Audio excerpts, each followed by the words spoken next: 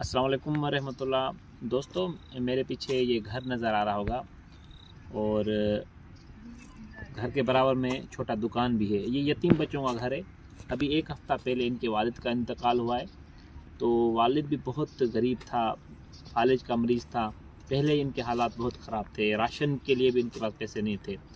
तो वक्तन फ़वक्तन हम इनकी हेल्प करते रहते थे, लेकिन अभी इद्दत में इनकी घरवाली है, बच्चे छोटे हैं। ये दुकान है, आपको जूम करके भी दिखाएंगे, करीब से भी दिखा देंगे। इस दुकान पे गुजारा है इनका। पूरे दिन में ये दुकान 100-150 भी नहीं कमाती होगी, छोटी बच्चों की चीज़ों की।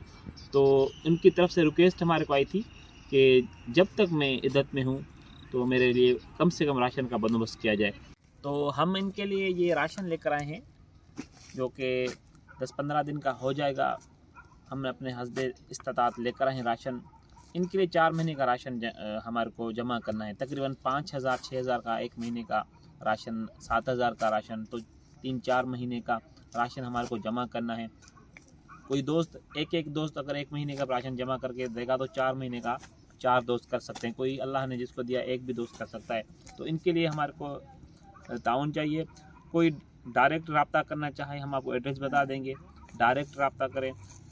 सब चीज़ हम प्राइवेसी के तौर पे अभी हम नहीं बता सकते उनकी एड्रेस वगैरह, लेकिन पर्सनल कोई पूछना चाहे, विज़िट करना चाहे तो हमारे से रब्ता कर सकता है। हम आपको विज़िट भी करा देंगे।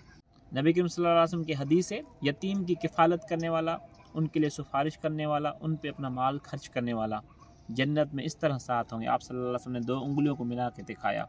तो यतीम की किफ़ालत और यतीम पर माल अपना खर्च करना सदका है और अजीम सदका है।